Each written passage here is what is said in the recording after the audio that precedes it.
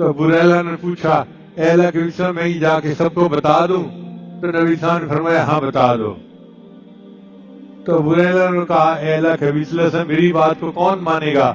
کوئی چیز میرے پاس سند بھی ہونی چاہیے۔ تو نبی علیہ السلام نے اپنے نالین مبارک جو جوتا مبارک تھا وہ دے دیا کہ یہ جوتا ثبوت کے طور پہ دکھا دینا۔ وہ کہتے ہیں کہ میں اس خوراک سے باہر نکلا اور آگے عمر لانوں سے میری ملاقات ہو گئی، تو میں نے ان کو خوشخبری سنائی کہ نبی علیہ السلام نے فرمایا ہے کہ جو بندہ کلمہ پڑھے گا اس کے گناہوں کی بخشش ہو جائے گی۔ عمر لانوں نے مجھے دھکا دیا اور کہا کہ چلو میں خود بات کرتا ہوں نبی علیہ السلام سے۔ چنانچہ یہ دونوں حضرات نبی علیہ السلام کی خدمت میں پیش ہوئے تو عمر اللہ نے پوچھا اے اللہ کے حبیب صلی اللہ علیہ وسلم آپ نے یہ ارشاد فرمایا ہے؟ نبی صلی اللہ علیہ وسلم نے فرمایا ہاں میں نے یہ کہا ہے۔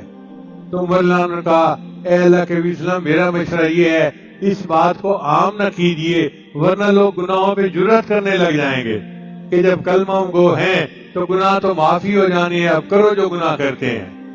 دانائی یہ ہے، حکمت یہ ہے کہ نہ کیجیے۔ تو نبی علیہ السلام خاموش ہو گئے۔ تو خاموشی اپنی جگہ، مگر خوشخبری تو امت کو مل گئی نا کہ کلمہ پڑھنے پر اللہ تعالیٰ بندے کے سب گناہوں کو معاف فرما دیتے ہیں۔